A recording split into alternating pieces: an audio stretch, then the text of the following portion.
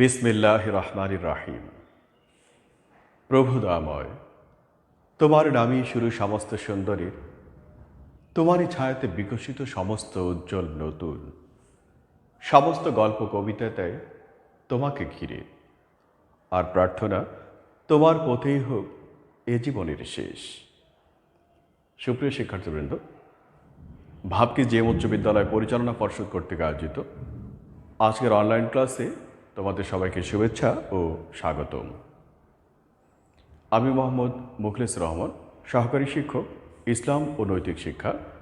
আজকের পাঠে ইসলাম ও নৈতিক শিক্ষা অষ্টম শ্রেণীর প্রথম অধ্যায়ের পাঠ 2 আর নিফাক নিয়ে তোমাদের সাথে সংক্ষিপ্ত আলোচনা করবো ইনশাল্লাহ।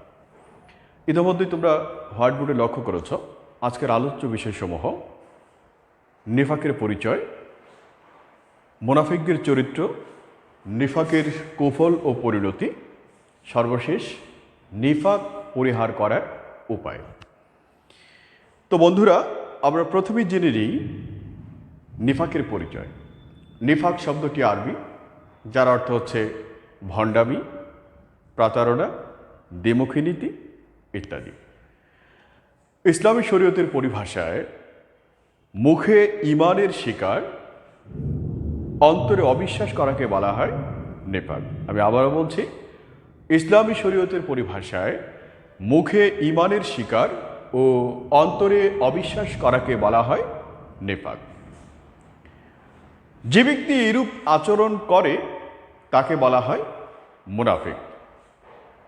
মুনাফিকরা সাধারণত সামাজিক এবং পার্থিব লাভের জন্যেই নিফাকের নীতি, নিফাকের চরিত্র অনুশীলন করে। তারা মুসলমানদের সাথেও থাকে, আবার কাফেরদের সাথেও থাকে। প্রকাশ্যে তারা নিজেদেরকে মুসলমান বলে দাবি করে, কিন্তু গোপনে তারা ইসলামকে অস্বীকার করে, ইসলামকে পরিহার করে। তাদের চরিত্র সম্পর্কে মহাগ্রন্থ কোরআনুল কারীমের মধ্যে আল্লাহ তাআলা বলেছেন, ওয়াইযা লাকুল্লাযীনা আমানু ক্বালু আমান্না ওয়াইযা খালাউ ইলা শায়াতীনিহিম ক্বালু ইন্না মাআকুম ইন্নামা নাহনু মুস্তাহজিউন।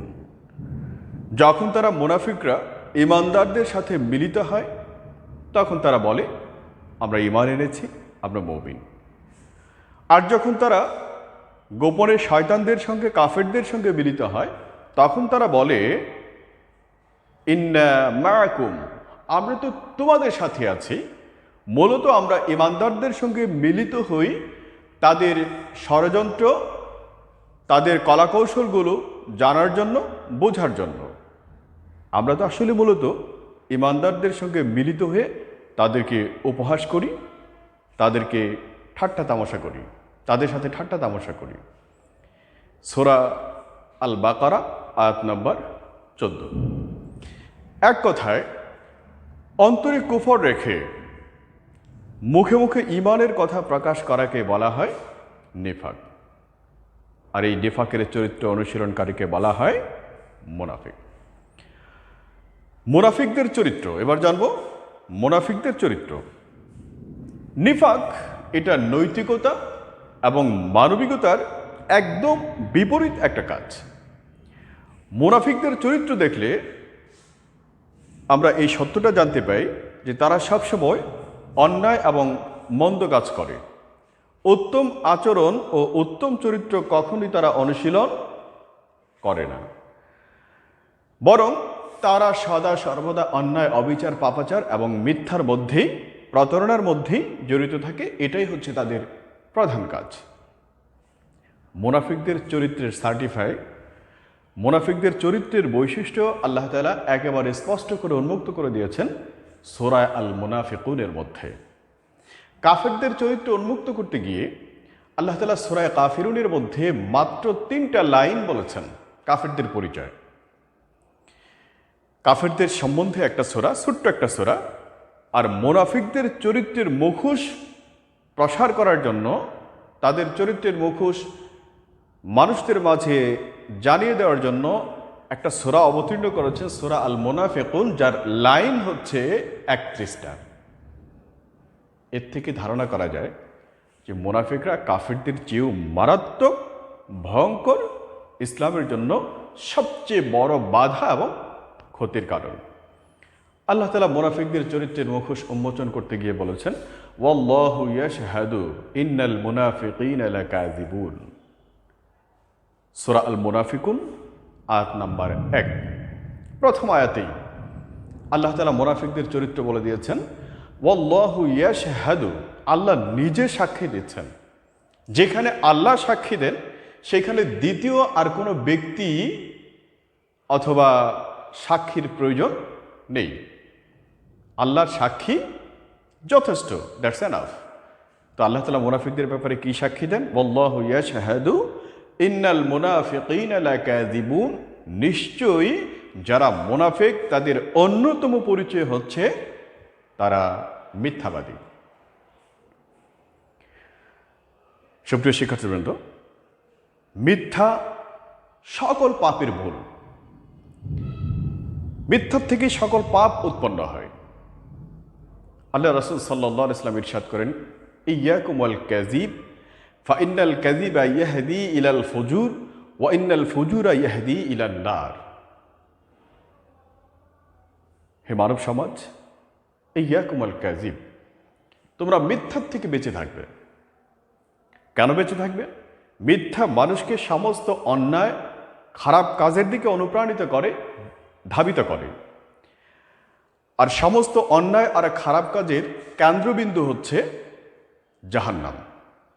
তাহলে আমরা এই হাদিসের মাধ্যমে সুস্পষ্টভাবে বুঝতে পারি, মিথ্যা সকল পাপ কাজের মূল। মিথ্যা মানুষকে সকল অন্যায় আর পাপাচারিতার দিকে নিয়ে যায়, আর অন্যায় পাপাচারিতা মানুষদেরকে জাহান্নামের দিকে নিয়ে যায়। চূড়ান্ত গন্তব্য একজন মিথ্যাবাদীর জাহান্নাম। তিনটা পাপ সবচেয়ে বড়। আকবারুল কাবাইর সালাসা। রাসূলুল্লাহ সাল্লাল্লাহু আলাইহি ওয়াসাল্লাম ইরশাদ করেন যে তিনটা পাপ সবচেয়ে বড়। আল ইশরাক বিল্লাহ, এক নম্বর পাপ হচ্ছে আল্লাহর শক্তি এবং ক্ষমতার সঙ্গে অন্য কোনো ব্যক্তি বা বস্তুকে তুলনা করা, শরীক স্থাপন করা, শিরক করা। উকুকুল ওয়ালিদাইন, দ্বিতীয় বড় পাপ পিতামাতার সঙ্গে অবাধ্যতা করা, নাফরমানি করা। সর্বশেষ যেই বড় পাপ সেটা হচ্ছে মিথ্যা সাক্ষী দেওয়া, মিথ্যা কথা বলা, কাউলু হুজুর, মিথ্যা কথা বলা। আর মুনাফিকদের অন্যতম পরিচয় চরিত্র হচ্ছে যে তারা যখন কথা বলে মিথ্যা বলে। এই মিথ্যা যদি আমি বলি, আমিও 100% জিনিয়াস মুনাফিক। এই মিথ্যা যদি কাবা শরীফের ইমাম সাহেব বলেন, তিনিও 100% জিনিয়াস, পিওর খাঁটি মুনাফিক। এই মিথ্যা যদি যে কেউ, যত বড় পার্সনই হোক না কেন, তিনি যদি মিথ্যা বলেন তাহলে তিনিও 100% মুনাফিক। এটার সাক্ষ্য, এটার নিশ্চয়তা, ডকুমেন্ট মহাগ্রন্থ কোরআনুল কারিমে আল্লাহ তাআলা সূরা আল মুনাফিকুনের 1 নম্বর আয়াতে বলেছেন, ওয়াল্লাহু ইয়াশহাদু ইন্নাল মুনাফিকিনা লাকাযিবুন। So dear student, don't tell a lie. To tell a lie is a great sin. কখনো মিথ্যা বলা যাবে না। মিথ্যা এত বড় পাপ যেটা আমাকে জাহান্নামের দিকে সমস্ত অন্যায় আর অবিচার করার মধ্য দিয়ে ধাবিত করে। হাদিসের মধ্যে আল্লাহ রাসূল সাল্লাল্লাহু আলাইহি ওয়াসাল্লাম মুনাফিকদের চরিত্র বৈশিষ্ট্য আরও উন্মুক্ত করে দিয়েছেন। রাসূলুল্লাহ সাল্লাল্লাহু আলাইহি ওয়াসাল্লাম বলেন, আয়াতুল মুনাফিকি সালাসা, একজন মুনাফিকের চরিত্র বৈশিষ্ট্য হচ্ছে 3টি। ইজা হাদ্দাসা কাযযাবা, যখন সে কথা বলে মিথ্যে বলে। ওয়া ইজা ওয়াদা আখলাফা, যখন কোনো কিছুর প্রতিশ্রুতি দেয়, ওয়াদা করে, তখন সেটা সে ভঙ্গ করে। ওয়া ইজা উতিমিনা খানা, আর যখন তার কাছে কোনো আমানত গচ্ছিত রাখা হয় তখন সেটার খেয়ানত করে। হাদিসটি সহিহ বুখারী ও সহিহ মুসলিম সিহাসিত্তার অন্যতম হাদিস গ্রন্থে উল্লেখ করা হয়েছে। তাহলে এই হাদিসের মধ্য দিয়েও আমরা মুনাফিকের 3টা বৈশিষ্ট্য, 3টা চরিত্র খুঁজে পাই। এখানেও 1 নম্বর পরিচয় হচ্ছে ইজা হাদ্দাসা কাযযাবা, যখন সে কথা বলে মিথ্যা কথা বলে। Truth must come out, today or tomorrow, সত্য এটা প্রকাশ পাবে, কখনো কোনো অবস্থাতেই এটাকে ঢেকে রাখা যাবে না, চেপে রাখা যাবে না। তো আমার মিথ্যা প্রতারণার আশ্রয় যদি কোনোদিন আমার বাবার কাছে, মায়ের কাছে, বন্ধুর কাছে, স্ত্রীর কাছে অথবা স্যারদের কাছে, যে কারো কাছে একবার যদি প্রমাণিত হয়ে যায়, বিশ্বাস, আস্থা এটা সবচেয়ে বড় একটা শক্তি, যেটা হাজার কোটি টাকা দিয়ে কিনতে পাওয়া যায় না। একবার যদি মিথ্যা প্রমাণিত হয়ে যায়, হাজার হাজার কোটি কোটি টাকা খরচ করেও আমি যে সত্যবাদী, আমার প্রতি আস্থার বিশ্বাস মিথ্যা বলার আগে যেটা ছিল, মিথ্যা প্রমাণিত হওয়ার পর আর সেটা কখনোই থাকবে না। আর সত্য যে প্রকাশ পাবেই, এটাই বাস্তব, এটাই চূড়ান্ত। আমরা ইতিহাসের পাতায় যদি লক্ষ্য করি, তাহলে মিথ্যাবাদীদের করুণ পরিণতি, যেমন তোমরা সবাই জানো মিথ্যাবাদী রাখালের করুণ পরিণতি। অনেক সময় আমরা হাসির ছলে, তামাশার ছলে, ইচ্ছাকৃতভাবে নানান অজুহাতে, সামান্য একটু ভয় থেকে বাঁচার জন্য, শাস্তির থেকে বাঁচার জন্য, একটু গালমন্দর থেকে বাঁচার জন্য আমরা মিথ্যার আশ্রয় নিই, প্রতারণার আশ্রয় নিই। অথচ এই মিথ্যা প্রতারণা আমার জীবনের সবচেয়ে বড় একটা মারাত্মক প্রভাব বিস্তার করে। এক সময় দেখা যায় মিথ্যা দিয়ে ক্ষণিক সময় সে বেঁচে গেলেও পরবর্তীতে এই মিথ্যায় অভ্যস্ত হওয়ার কারণে বড় ধরনের মারাত্মক বিপদ আপদ তাকে গ্রাস করে, সেখান থেকে বাঁচার আর কোনো সুযোগ থাকে না। মিথ্যাবাদী রাখাল যদি প্রথম অবস্থায় সত্যকে গ্রহণ করত, তো সে কখনোই তার জীবন এবং প্রাণীদের, পশুদের প্রাণ নাশের কারণ হতো না। আমরা জানি হযরত আব্দুল কাদের জিলানী রহমাতুল্লাহ আলাইহি তিনি সত্যবাদী ছিলেন। হযরত বায়েজিদ বুস্তামি রহমাতুল্লাহ আলাইহি তিনি সত্যবাদী ছিলেন। হযরত মুহাম্মদ সাল্লাল্লাহু আলাইহি ওয়াসাল্লাম তিনি তো সত্যবাদীদের জন্য উজ্জ্বল দৃষ্টান্ত, আমাদের সকলের জন্য অনুকরণীয়, অনুসরণীয় দৃষ্টান্ত। তিনি জীবনে কখনো একটা মিথ্যা কথা বলেছেন এর কোনো প্রমাণ নেই, অর্থাৎ জীবনে তিনি কোনোদিন মিথ্যা প্রতারণার আশ্রয় নেন। যারা মিথ্যে বলে, যারা প্রতারণার আশ্রয় নেয়, তারা কখনো রাসূল সাল্লাল্লাহু আলাইহি ওয়াসাল্লামের উম্মত হতে পারে না। তাহলে মুনাফিকদের অন্যতম যে পরিচয়, সেটা আমরা জানলাম যে 1 নম্বর পরিচয় হচ্ছে কোরআন এবং হাদিসের মধ্য দিয়ে যে যারা মুনাফিক তারা হচ্ছে মিথ্যাবাদী। আমরা মিথ্যার থেকে সদা সর্বদা বেঁচে থাকব। হাদিসের ভাষায় রাসূলুল্লাহ সাল্লাল্লাহু আলাইহি ওয়াসাল্লাম মুনাফিকদের আরেকটা চরিত্রের মুখোশ উন্মোচন করে দিয়েছেন, সেটা হচ্ছে ওয়াইজা ওয়াদা আখলাফা। যখন কেউ কোনো প্রতিশ্রুতি দেয়, ওয়াদা করে, বৈধ প্রতিশ্রুতি, অবৈধ না, অবৈধ প্রতিশ্রুতি দেওয়াও হারাম, মানাও হারাম। সো ওই দিকে না, বৈধ কোনো প্রতিশ্রুতি যদি কেউ কাউকে দেয়, তাহলে সে প্রতিশ্রুতিকে ভঙ্গ করে। নির্দিষ্ট একটা প্রয়োজনে আমার এক বন্ধুর সঙ্গে আগামীকাল বেলা 4টায় ভাবকে জেএম উচ্চ বিদ্যালয় মাঠে সাক্ষাৎ করব, দেখা করব একটা গুরুত্বপূর্ণ বিষয় নিয়ে, পাঠ্য বিষয় হতে পারে অথবা যে কোনো বিষয় হতে পারে। সে বিষয়টি আমরা ডিসকাস করব, আলোচনা করব। ফোন করে হোক অথবা সংবাদ মাধ্যমে হোক জানিয়ে দেওয়া হলো যে দোস্ত, আমি আগামীকাল বেলা 4টায় ভাবকি জেএম স্কুল মাঠে চলে আসবে, আমরা দুজনে মিলে জরুরি একটা বিষয় নিয়ে কথা বলবো। তো দেখা গেল যাকে বলা হয়েছে, মেসেজ দেওয়া হয়েছে, সে চলে এসেছে, বাট আমি ইচ্ছাকৃতভাবে সেই প্রতিশ্রুতি ভঙ্গ করে সঠিক সময় মতো যথাস্থানে উপস্থিত হতে পারিনি। এইরকম আচরণ যদি কারো ভিতরে থাকে, তাহলে ওই ব্যক্তি 100% জিনিয়াস মুনাফিক। ওয়াইজা উতিমিনা খানা। মুনাফিকদের আরেকটা চরিত্র, আরেকটা বৈশিষ্ট্য হচ্ছে যখন তার কাছে কোনো কিছু আমানত গচ্ছিত রাখা হয়, টাকা হতে পারে, সম্পদ হতে পারে, গুরুত্বপূর্ণ কোনো বস্তু হতে পারে, অথবা মানুষের একটা কথা হতে পারে। মানুষ স্বাভাবিকভাবেই সামাজিক জীব, অনেকের ভিতরে life is not a bed of rose, পুষ্পসজ্জা নয়, অনেক কষ্ট, দুঃখ, যন্ত্রণা, একাকিত্ব, অনেক বিষয়, অনেক গোপন বিষয় থাকে। সেটা আর একজনের কাছে শেয়ার করলে, আলোচনা করলে সেটা একটু সে তৃপ্তি পায়, একটু খোলাসা হয়, একটু স্বাভাবিক হয়। এখন এই নিতান্তই গোপন বিষয়গুলো যাকে খুব কাছে মনে করে বলা হলো, সে এটাকে পুঁজি করে তার ইজ্জত সম্মান মর্যাদাকে বিনষ্ট করার জন্য সেই কথাগুলো আবার অন্য মানুষের কাছে উপস্থাপন করে। এরকম চরিত্র যদি কারোর ভিতরে থাকে তাহলে সেই ব্যক্তিটাও মুনাফিক। সুপ্রিয় শিক্ষার্থীবৃন্দ, এটা তো সাধারণত কথার আমানতের কথা বললাম। এভাবে সম্পদের আমানত হতে পারে। একজন আমার কাছে টাকা পাবে, অথবা আমার কাছে সে গচ্ছিত রাখছে কিছু টাকা, কিছু মূল্যবান সামগ্রী। এখন দেখা গেল তার টাকা আমি আমানত হিসেবে গচ্ছিত না রেখে নিজের প্রয়োজনে সেটা খরচ করে ফেললাম। যথাসময়ে সে ব্যক্তি চলে আসলো তার প্রাপ্য সম্পদ বুঝে নেওয়ার জন্য।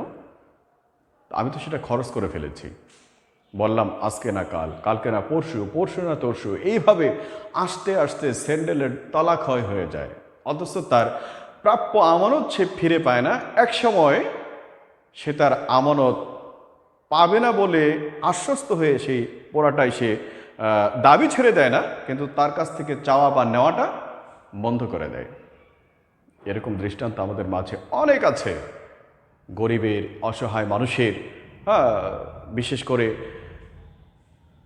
চাচা চাচি, ভাতিজা ভাতিজি, ছেলে মেয়ে, এদের যে আমানতগুলো আছে, সম্পদগুলো আছে, এটা সঠিকভাবে প্রয়োগ করা হয় না। যে ব্যক্তি এরূপ করে সে হচ্ছে মুনাফিক। তো আজকে আমরা মুনাফিকদের চরিত্র এবং বৈশিষ্ট্য জানলাম। এখন আসি 3 নম্বর যে পয়েন্ট, নিফাকের কুফল এবং পরিণতি। নিফাক করলে দুনিয়া এবং আখিরাতে কি ধরনের শাস্তি হতে পারে? সুপ্রিয় শিক্ষার্থীবৃন্দ, নিফাক হচ্ছে একটা অন্যতম জঘন্যতম অমার্জনীয় পাপ। এই নিফাক মানুষের চরিত্রকে ধ্বংস করে ফেলে। নিফাকের ফলে মানুষ অন্যায়, অশ্লীলতা এবং নানা ধরনের পাপ কাজে অভ্যস্ত হয়ে যায়। ফলে মানুষের নৈতিক এবং মানবিক মূল্যবোধ বিনষ্ট হয়ে যায়। নিফাকের ফলে মানুষের ভিতরে একটা সন্দেহ, একটা অবিশ্বাস তৈরি হয়। বিশ্বাস নামক বস্তুটা, বিশ্বাস নামক শক্তিটা হারিয়ে যায়। পাশাপাশি সমাজের মধ্যে মারামারি, হানাহানি, কাটাকাটি, বিভিন্ন ধরনের অশান্তির সৃষ্টি হয়। মুনাফিকরা শুধু সমাজের শত্রু নয়, এরা ইসলামের জঘন্যতম শত্রু। রাসূলুল্লাহ সাল্লাল্লাহু আলাইহি ওয়াসাল্লামের সময়ও এক শ্রেণীর নামধারী মুনাফিক, তারা ইসলামের যথেষ্ট ক্ষতি সাধন করেছে। আল্লাহ রাসূল সাল্লাল্লাহু আলাইহি ওয়াসাল্লামকে বিভিন্নভাবে কষ্ট দিয়েছে। এরা নিজেদেরকে মুসলমান বলে দাবি করে, কিন্তু প্রকৃতপক্ষে ইসলামের বিপক্ষে তারা কাজ করে। এদের গোপন শত্রুতা মুসলমানদেরকে চরমভাবে বিপদে ফেলে। এরা মুসলমানদের মধ্যে অনৈক্য এবং মারামারি সৃষ্টি করে। শুধু তাই নয়, মুসলমানদের যে গোপন বিষয়গুলো কাফিরদের কাছে উন্মুক্ত করে মুসলমানদের বিপদ আরও বৃদ্ধি করে দেয়। এরা হচ্ছে ঘরের শত্রু। তোমরা জেনে থাকবে যে ঘরের শত্রু বহির্শত্রুর চেয়ে অনেক বেশি মারাত্মক ক্ষতিকর। বহিঃশত্রুর আক্রমণ থেকে রক্ষা পাওয়ার জন্য মানুষ কেয়ারফুল থাকে, সতর্ক থাকে। পাশাপাশি তাদের থেকে সাবধান থাকার চেষ্টা করে, সবসময় নিজেকে নিয়ন্ত্রণ করে। কিন্তু ভেতরের যদি শত্রু থাকে, আমি আরেকটু ক্লিয়ার করে বলি, অনেক দূর আমার এক শত্রু, সম্পত্তি নিয়ে হোক, অর্থকড়ি নিয়ে হোক, পদবি নিয়ে হোক, যে কোনো কিছু হোক, তার সঙ্গে আমার বিশাল শত্রুতা। সে আমার থেকে অনেক দূরে থাকে, তা আমি সবসময় তাকে এড়িয়ে চলবো, কারণ যে কোনো মুহূর্তে সে আমাকে ক্ষতি করতে পারে, মেরে ফেলতে পারে। সে যে পার দিয়ে যাবে, আমি সেই পার দিয়ে যাব না।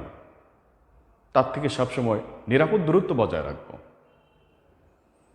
কিন্তু আমার শত্রুটা যদি আমার ঘরের মধ্যে হয়, আমার স্ত্রী যদি আমার শত্রু হয়, আমার মেয়েটা যদি আমার শত্রু হয়, আমার ছেলেটা যদি আমার শত্রু হয়, আমার বাবা মা যদি আমার শত্রু হয়, তো যে কোনো মুহূর্তে তারা আমাকে ঘুমের ঘোরে হোক, এমনকি দুধের মধ্যে বিষ মিশিয়ে দিয়ে হলেও ওকে মেরে ফেলতে পারে। তাদের থেকে আত্মরক্ষা করার কোনো সুযোগ থাকে না। ঠিক তেমনি যারা কাফের, তাদেরকে আমরা চিনেই বুঝতে পারবো যারা কাফের, এদের কাছে আমরা ঘেঁষবো না, তাদের ধারে কাছে আমরা যাবো না, কারণ যে কোনো মুহূর্তে সে আমার শত্রু, সে আমাকে ক্ষতি করতে পারে। তো মুনাফিক এরা হচ্ছে অভ্যন্তরীণ শত্রু, এদের শত্রুতা বোঝা খুবই কঠিন হয়ে যায়। আর এরা যদি শত্রুতা করে তাহলে তাদের থেকে বাঁচার আর কোনো সুযোগ থাকে না। এজন্যেই এরা হচ্ছে গোপন শত্রু, আর গোপন শত্রু প্রকাশ্যে শত্রুর চেয়ে মারাত্মক বেশি ক্ষতিকর। এরা সবসময় মুসলমানদের দুর্বল পয়েন্টগুলো, তাদের পরিকল্পনাগুলো কাফেরদের কাছে উপস্থাপন করে, শত্রুদের কাছে উপস্থাপন করে, আর শত্রুরা সেটাকে পুঁজি করে মুসলমানদের বড় ধরনের মারাত্মক ক্ষতির মধ্যে ফেলে দেয়। আমরা মুনাফিকদের চরিত্রটুকু আরেকটু বিস্তারিত জানতে পারি, অর্থাৎ তাদের ভেতরে এক আর বাইরে আরেক। যেমন সামনে নির্বাচন,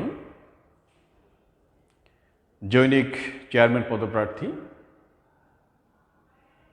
মাননীয় মহান সংসদের সংসদ সদস্য পদপ্রার্থী, রাজনীতিবিদ রাস্তা দিয়ে হেঁটে যাচ্ছেন। হঠাৎ মাগরিবের আজান, মসজিদের সামনে দিয়ে পথ, দেখতে পেলেন মাঠের মধ্যে অনেকগুলো মুসল্লি, সমাজের সবচেয়ে বয়োজ্যেষ্ঠ এবং সচেতন মুরব্বী, যাদের সমাজে আস্থা আছে, গ্রহণযোগ্যতা আছে। এখন এমপি সাহেব, চেয়ারম্যান সাহেব, হবু চেয়ারম্যান সাহেব মনে মনে চিন্তা করলেন যে এই অবস্থায় আমি যদি স্বাভাবিকভাবে চলে যাই তাহলে তো তারা সমালোচনা করবে যে এমন একজন ব্যক্তি যে মসজিদের সামনে দিয়ে গেল আজানের সময়, নামাজের সময়, বিশেষ করে মাগরিবের সময়, সঠিক নির্ধারিত সময়ে দ্রুত নামাজ আদায় করতে হয়, নামাজ পড়লো না, এমন এমপি সাহেবকে, এমন চেয়ারম্যান সাহেবকে আমরা ভোট দেব না, তার জনমত কমে যেতে পারে। এখন চেয়ারম্যান সাহেব এইটা ভেবে তাদেরকে কবজা করার জন্য অজু থাক আর না থাক, মাথায় টুপি থাক আর না থাক, রুমাল একটা মাথায় পেঁচিয়ে মসজিদে গিয়ে জামাতের সঙ্গে তিনি নামাজ আদায় করলেন। নামাজ আদায় শেষে কুশল বিনিময়ের পর রাস্তা দিয়ে যাচ্ছেন, হঠাৎ রাস্তার পাশে দেখলেন একটা মানুষের মতো আবাসা অন্ধকার দাঁড়িয়ে আছে। তো চেয়ারম্যান সাহেব, এমপি সাহেব সালাম করেন, আসসালামু আলাইকুম। পেছন থেকে তার পাতি নেতা যারা ছিল, সমর্থক যারা ছিল, তারা বললো, স্যার আপনি কাকে সালাম দিয়েছেন? এটা তো একটা মরা খেজুর গাছ। মরা খেজুর গাছ মাথা ভেঙে গেলে মানুষের মতো দাঁড়িয়ে থাকা দেখা যায়, দাঁড়িয়ে আছে মনে হয়। এখন ধমক দিয়ে বলে, বেটা চুপ থাক, সামনে নির্বাচন, আমার ভোটের দরকার। চিন্তা করো, একটা ভোটের জন্য, একাধিক ভোটের জন্য সে নামাজে দাঁড়িয়ে গেল, মরা খেজুর গাছকে সালাম দিল, মাথায় টুপি লাগালো, হাতে তসবি, মুখে দাঁড়িয়ে, আর কত রূপ, বহুরূপী, আর হচ্ছে বহুরূপী। যেই না নির্বাচিত হলো, নামাজের খবর নেই, সাধারণ মানুষকে সালাম দিবে তো দূরের কথা, সাধারণ মানুষ তাকে খুঁজেই পায় না। তো নির্বাচনের আগে তার একটা অবস্থান ছিল, আর নির্বাচনের পরে তার অবস্থান পুরোটাই চেঞ্জ, ভিন্ন। যে এই ধরনের চরিত্র, মানসিকতা, বৈশিষ্ট্য, এটা একেবারে মুনাফিকের চরিত্র, মুনাফিকের বৈশিষ্ট্য। এবার আসি নিফাকের পরিণতি। নিফাকের পরিণতি সম্পর্কে আল্লাহ তাআলা সূরা আন-নিসা আয়াত নম্বর 145 সেখানে বলেন, ইন্নাল মুনাফিকিনা ফিদ দারকিল আসফালি মিনান নার। নিশ্চয়ই যারা মুনাফিক তাদের অবস্থান হচ্ছে, তাদের জায়গা হচ্ছে ফিদ্দারকিল আসফালি মিনান্নার, জাহান্নামের একেবারে নিম্ন স্তরে। অর্থাৎ সর্বপ্রথম মুনাফিকদেরকে আল্লাহ তাআলা জাহান্নামে নিক্ষেপ করবেন। প্রথম যেই ঢিলটা নিক্ষেপ করা হয় সেটা নিচে পড়ে থাকে, তারপরে হাজার হাজার পাথরের ঢিল উপরে থাকে। তো ঠিক তেমনি আল্লাহ তাআলা মুনাফিকদের সর্বপ্রথম জাহান্নামের মধ্যে নিক্ষেপ করবেন, আর নিচের আগুনের মজা, শাস্তি অনেক অনেক বেশি। এজন্য জাহান্নাম, এরা মুনাফিক যারা, তারা ইসলামের চরম শত্রু হওয়ার কারণে তাদেরকে জাহান্নামের মধ্যে নিক্ষেপ করা হবে সর্বপ্রথম, এবং তারা জাহান্নামের তলদেশে জাহান্নামের আযাব, যন্ত্রণা ভোগ করতে থাকবে। কাজেই মুনাফিক made in China, made in Japan নয়, আমাদের মধ্যেই তৈরি। বিশেষ করে মুসলমানদের মধ্যেই মুনাফিক তৈরি। যারা কাফের তারা তো কাফের, যারা মুশরিক তারা তো মুশরিক। তো মুনাফিক কারা? মুনাফিক তৈরি হয় মুসলমানদের মধ্যে। আবারও বলছি, মুখে ইমানের শিকার, অর্থাৎ ইমানের যে মৌলিক বিষয়গুলো আছে সবই সে বিশ্বাস করে, স্বীকার করে, মুখে স্বীকার করে, কিন্তু অন্তর দিয়ে সেটাকে স্বীকার করে না, রেসপেক্ট করে না, শ্রদ্ধা করে না, মেনে নেয় না। এরাই হচ্ছে মুনাফিক। আজকের এই পাঠ থেকে আমরা সকলেই নিফাক থেকে বেঁচে থাকব।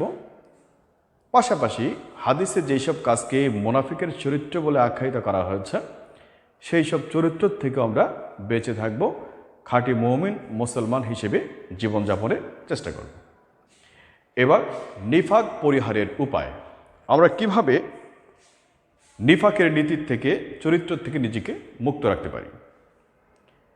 1 নম্বর উপায় হচ্ছে, যখন আমরা কথা বলবো সদা সর্বদা সত্য কথা বলবো, কখনো মিথ্যা বলবো না।